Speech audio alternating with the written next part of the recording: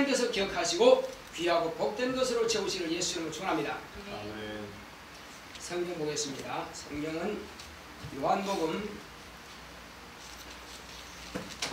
1장 1절로 5절까지 보겠습니다.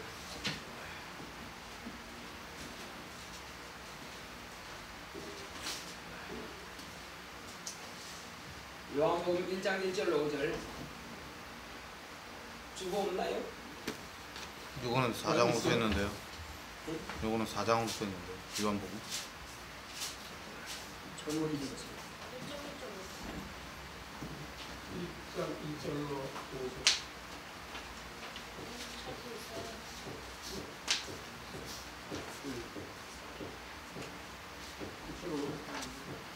제목이 말씀이란 맞아요? 네. 다른 주보가 있는 거 아닌가 지금? 말씀이란? 나는 주보를 지금 다른 주보가 있는 것 같은데 그런 것 같은데 맞죠? 난자로만 알지.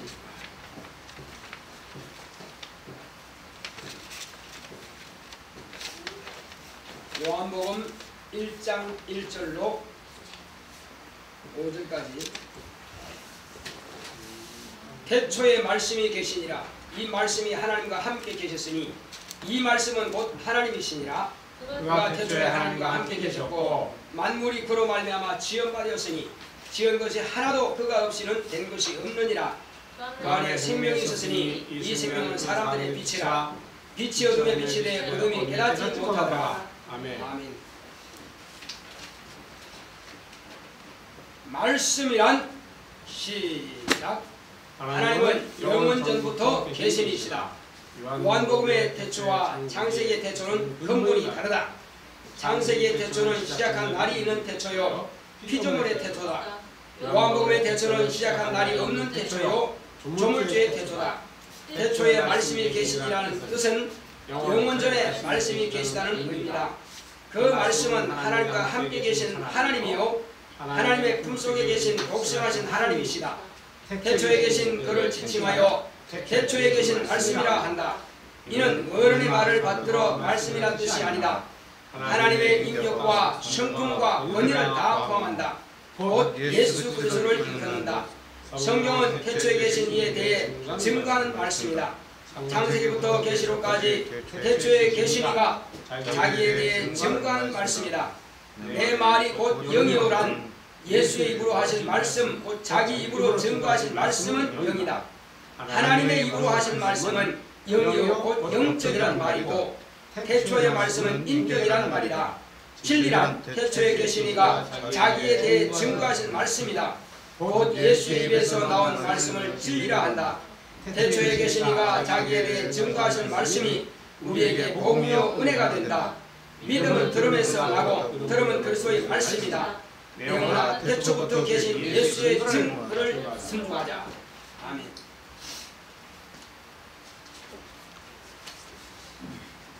하나님은 영원전부터 계신 이십니다. 자, 우리 하나님은 영원전부터 계신다. 세 번 시작. 하나님은 영원전부터 계신다. 하나님은 영원전부터 계신다. 하나님은 영원전부터 계신다. 그렇습니다.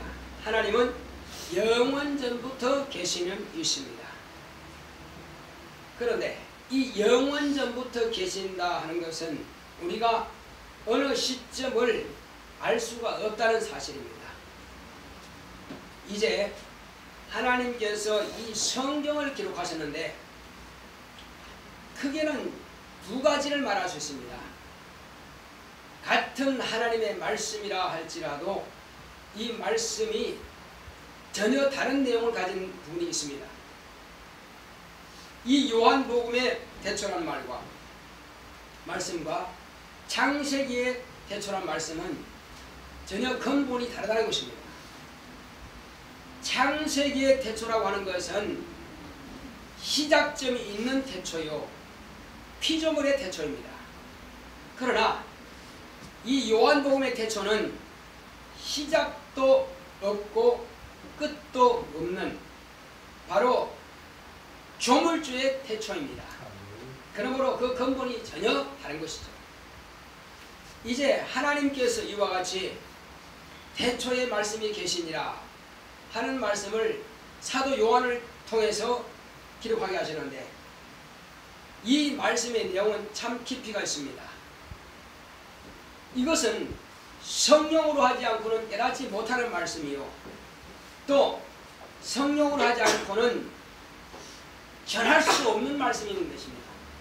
그러므로 우리가 창세기에 기록된 태초는 피조물에 관한 내용이기 때문에 그러나 어느 정도는 인식들 하고 있습니다.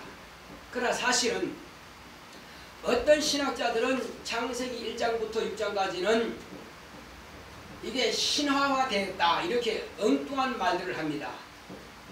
왜냐하면은 하나님께서 천지만물을 창조하시고 이와 같이 또 하나님께서 사람에게 영을 불어넣으시고 이렇게 하니까는 사람이 꾸며낸 그런 말로 잘못 오해하고 있다고 합니다.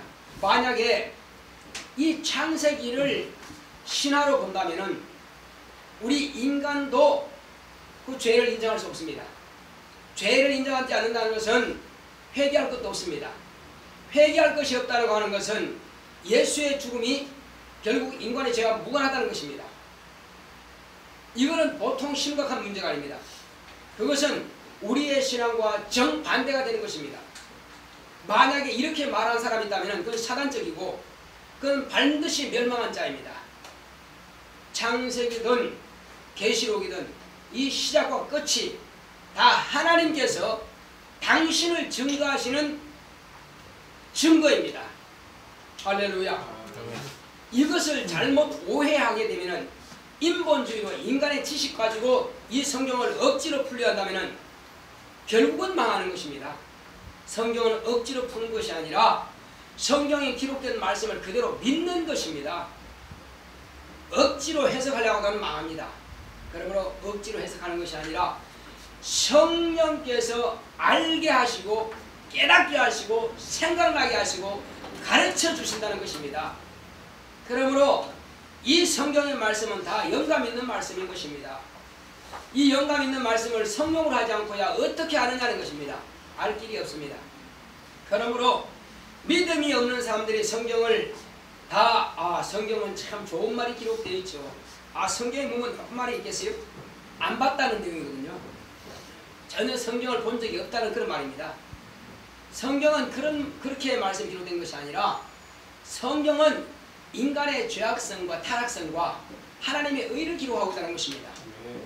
그러니까 성경을 안 본 사람들은 좋은 말만 기록되어 있는 한마디로 어떤 종교의 경전 정도로만 알고 있습니다. 그렇지 않다는 것입니다. 참으로 이와 같이 성경을 볼 때 얼굴이 뜨끈뜨끈하고 인간이 얼마나 죄악 때문에 얼마나 더러운 존재인가 하는 것을 성경은 적나라하게 기록하고 있습니다. 이 성경을 통해서 자기의 죄를 발견하게 된다는 것입니다. 그래서 내가 죄인이구나, 내가 이와 같구나 하는 것을 발견하고 자기 가슴을 치고 옷을 찢는 것이 아니라 자기 심령을 찢어야 될 것입니다. 이렇게 해서 바로 성경을 무엇을 말씀하고 있느냐, 성경은 바로 구약 성경은 인간은 바로 죄인이라, 인간은 죄인이다. 그러므로 이 죄인은 멸망한다, 소망이 끊어졌다, 그 말입니다. 그리고 이제 율법은 이와 같이 바로 죄를 지는 자는 하나님께서 형벌하시고 심판하신다는 것을 말씀하고 있으며, 또한 선자들의 글들은 이제 너희들이 너무 절망만 하지 마라, 메시아가 오실 것이다, 그리스도가 오실 것이다. 야곱은 실로가 오시면 실로가 누굽니까? 메시아를 말합니다. 그 메시아는 저와 여러분들이 의지하고 믿고 있는 바로 그리스도 예수를 말하는 것입니다. 그러나 그들은 보지 못했죠. 듣지도 못했죠. 다만 실로가 오시리라 하는 내용만 나와 있습니다. 야곱이 어떻게 해서 실로가 오시리라 하는 그런 말을 했을까요? 그도 물론 선지자입니다. 그러나 그 이전에 이제 아브라함 때 보게 되면은 하나님께서 아브라함에게 복 주시되 바로 아브라함의 자손 내 씨를 통해서 대적의 문을 얻을 자가 오시리라 이런 말씀이 있습니다. 그러므로 야곱도 아브라함에게 하나님께서 약속하신 그 말씀을 기억하고 실로가 오신다고 하는 것을 이제 말씀하고 있는 것입니다. 자, 이와 같이 하나님께서 이 성경에 기록하고 있는 모든 말씀들은 하나님이 당신을 증거하고 있습니다. 이것이 신구약 성경 전체를 아우러 말하고 있습니다. 말씀하고 있습니다. 그런데 제가 오늘 먼저 말씀을 드리고자 하는 것은 예수님께서 입으로 내신 말씀보다도 더 중요한 것은 사도 요한이 바로 예수님 자신에 대해서, 아니 예수님 오시기 전부터 계신 그 예수님에 대해서 정확하게 말씀을 기록해냈다는 것입니다. 만약에 예수님에 대해서 정확하게 알지 못했다면 예수님 당시에도 얼마나 많은 사람들이 예수님의 설교를 들었습니까? 그러나 예수님께서 죽으셨다고 부활하신 난 이후에 예루살렘 교회 그 마가의 다락방에 마가 이전 그 연회장 집에서 말이요, 이 사람들 가운데에서 몇 명이 과연 성령 받았느냐는 것입니다. 120명밖에 안 됩니다. 적어도 남자만 5,000명 먹는 그 광야에서 남녀 다 포함해서 아이들까지 포함하면 약 15,000명에서 2만 명은 될 정도인데, 이 엄청난 수가 예수님을 따라다니면서 말씀을 들었다 이겁니다. 그날만 그런데 그 외에도 많은 날 동안에 예수의 말씀을 들었는데, 그들이 말씀을 들었지만 과연 예수를 믿었느냐는 것입니다. 그래서 예수님께서 광야에서 너희가 나를 찾는 까닭은 왜 찾는다고요? 떡을 먹음으로, 떡을 먹음으로 또 떡이 생길까, 그렇게 찾는다는 것입니다. 내가 행하는 일은 아버지께서 나를 보내셔서 아버지의 일을 이루게 하기 위해서 이와 같이 이적을 나타내고 표적을 나타내고 하는 것을, 그걸 믿기를 바라시지만, 그러나 사람들은 떡 먹은 까닭에 온다는 것입니다. 예수님은 목적이 육체를 살리는 떡만 먹인 그런 목적이 아니라는 것을 밝히 말씀하고 있습니다. 그러므로 예수의 말씀을 많이 들었다 할지라도 그들이 구원받지 못한 사람이 얼마나 많으냐입니다. 그러나 중요한 것은 이 사도 요한이 지금 말하고자 하는 것은 바로 예수님께서 입으로서 하신 말씀도 중요하지만 바로 예수님 자체를 말씀하고 있는 것입니다. 그러면 사도 요한이 여기 지금 태초에 말씀이 계시니라, 이 말씀이 하나님과 함께 계셨으니 이 말씀은 곧 하나님이시니라, 또 그가 태초에 하나님과 함께 계셨고, 이런 말씀을 기록하고 있다는 말입니다. 그렇다면 창세기의 태초는 피조물을 하나님께서 지으신 그 태초를, 피조물의 태초를 말씀하시는 것이고, 바로 그 말씀과 이제 태초에 말씀이 계시니라는 이 말씀과 무슨 차이가 있느냐 이겁니다. 자, 어느 장면? 창세기에 하나님께서 말씀으로 천지를 창조하시니라. 그렇죠? 그 말씀과 요한복음에 태초에 말씀이 계시니라, 이 말씀의 차이점이 뭘까요?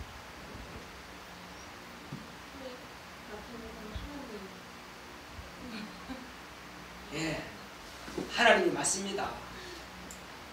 창세기에 말씀하신 것은 하나님의 입으로 내신 말씀을 말씀하시는 것이요, 이 요한복음에 하신 이 말씀은 내신 그분을 말씀하시는 것입니다. 그 본질이 전혀 다르죠. 그런데 제가 처음에 창세기에 하나님이 말씀으로 천지를 창조하시니라 하신 것과 태초에 말씀이 계시니라 한 것과 본질이 다르다 하면 사람들이 저거 이단이다 아마 그렇게 말할 수도 있을 것입니다. 그러나 저는 태초에 하나님께서 천지를 창조하시니라 하신 그 말씀이 하나님의 입으로 내신 말씀이라는 것을 제가 부인하지 않습니다. 맞다고 인정합니다. 그러나 다르다고 하는 것은 뭐가 다르냐? 요한복음에 기록된 태초에 말씀이 계시냐는 이 말씀은 곧 천지 만물을 창조하신 조물주를 말씀하신다는 것입니다. 그것이 본질이 다르다고 하는 제가 말씀드린 겁니다. 자, 그래서 사도 요한은 많은 선지자들이 있고 많은 제자들이 이 성경을 기록했습니다. 그러나 이 사람만큼은 좀 다른 각도에서 하나님을 대하고 하나님께서 보내신 예수 그리스도를 발견하게 되는 것입니다. 그래서 어떤 신학자들은 이 요한복음은 차라리 뺐으면 좋겠다. 도무지 이해도 하지 못하겠고 이건 요한의 철학이지 뭐 이게 뭐 복음서는 아니지 않냐 이 정도로 말할 정도입니다. 그러나 사실 너무나 모르고 한다는 말입니다. 무슨 말씀이냐? 이는 요한복음만큼이 예수에 대해서 더 확실하게 더 정확하게 말하지 않고 있다는 것입니다. 다른 책들은 보면은 예수님께서 입으로 내신 하신 말씀 그대로 또 행하신 역사 그대로만 사진을 띄듯이 기자가 일어난 사건을 그대로 기록한 그런 세 복음서 마태, 마가, 누가 복음은 이와 같이 공간복음이라 해서 그대로 본대로 들은 대로만 기록한 것입니다. 그것은 예수님께서 이 땅에 오셨을 때에 이루어진 사건에 대해서 기록한 것이고 그러나 이 요한을 언제부터 본 거냐? 마태로 말하면은 하나님께서 아브라함에게 약속한 그때로부터 기록하고 있습니다. 물론 누가복음은 다윗부터 시작하죠. 자, 그러나 이제 물론 다윗과 그 위에 조상들이 이제 쭉 올라가서 이야기하죠. 저 어디까지? 저 우리 인간의 조상 아담까지 말하고 있습니다. 누가는. 자, 그러나 요한은 창세부터 하는 것도 아니고 아브라함 때부터 하는 것도 아니고 언제부터 한다고요? 바로 아버지 품 안에 계실 때부터를 이야기하는 것입니다. 누가? 사도 요한이. 그러니까 사람들은 창조자가 따로 있고 예수님이 따로 있고 이렇게 다르다고 생각하지만 저는 감히 말씀드립니다. 사도 요한이 이렇게 보았다고 하는 것은 이 시편의 기자도 이야기하죠. 바로 하나님께서 보내신 이 하나님께서 곧 주로 세우신 이 그는 하나님의 지혜가 되어서 만물을 창조하신 창조자로 계셨다. 이렇게 해서 기록하고 있습니다. 구약 성경도 그렇게 이야기하고 있습니다. 자, 그러나 이제 더 정확하게 우리가 알 수 있는 것은 하나님의 아들이 이 땅에 나타나신 것은 말씀이 육신이 되어 나타났다고 또 요한이 그렇게 기록하고 있습니다. 1장 몇 절에 기록하고 있죠? 14절에 읽어보십니다. 시작. 말씀이 육신이 되어 우리 가운데 거하시매 우리가 그 영광을 보니 아버지의 독생자의 영광이요 은혜와 진리가 충만하더라. 예, 이것은 말씀이란 하나님의 도가 이런 말씀입니다. 하나님께서 정하신 그 뜻대로 하나님께서 약속하신 그 말씀 그대로 이 땅에 육신으로 오셨다는 것입니다. 그러면 이 말씀을 잘못 오해하는 사람들을 위해서 제가 말씀드립니다. 말씀이 육신이 되었다 하니까는 하나님의 입으로 내신 그 말씀이 화학작용을 일으켜가지고 그런 화학반응에 의해서 사람이 되었다. 이렇게 착각할 수 있습니다. 전혀 그런 내용이 아닙니다. 말씀이 육신이 되었다는 건 아까 말씀드렸죠. 이제 사도 요한이 말하고자 하는 것은 이 말씀이 뭐냐? 예수님께서 아버지 품 안에 계실 때를 무엇이라고 표현하겠느냐는 것입니다. 여러분, 예수님이 아버지 품 안에 계실 때에 뭐라고 표현하겠습니까? 구약 성경 때는 하나님의 지혜라고 이렇게 표현하고 있습니다. 그러나 여기서는 바로 하나님의 품 안에 계시는 그 예수님을 말씀이라고 표현하고 있습니다. 말씀을 내신 이가 바로 하신 바로 그분이라는 것입니다. 그래서 저도 참 사도 요한이 적절한 표현을 했다 이렇게 말씀을 드립니다. 그 외에 무슨 다른 표현을 쓸 수 있겠느냐 이거죠. 그러나 분명히 우리 한글로는 말씀이 같은 내용입니다. 하나님 입으로 내신 말씀도 말씀이요 하나님의 품 안에 계시는 그 말씀도 말씀입니다. 그러나 헬라어에는 다르다는 것입니다. 말씀을 로고스라 그럽니다. 이는 아버지 품 안에 계실 때의 말씀을 로고스를 하는 것이요. 그리고 그 말씀이 아버지 품 안에 계시던 그분이 입으로 내신 말씀을 레마라고 하는 것입니다. 그러므로 이 레마라고 하는 것은 들려지는 말씀이요, 우리가 그 말씀을 듣고 믿는 말씀인 것입니다. 그러므로 이 말씀을 듣지 못하면 믿지 못하겠죠. 그러면 누구를 믿느냐 이거죠. 레마, 들려지는 이 말씀을 통해서 로고스를 믿게 된다는 것입니다. 우리 두 수진이는 지금 이해하고 있나?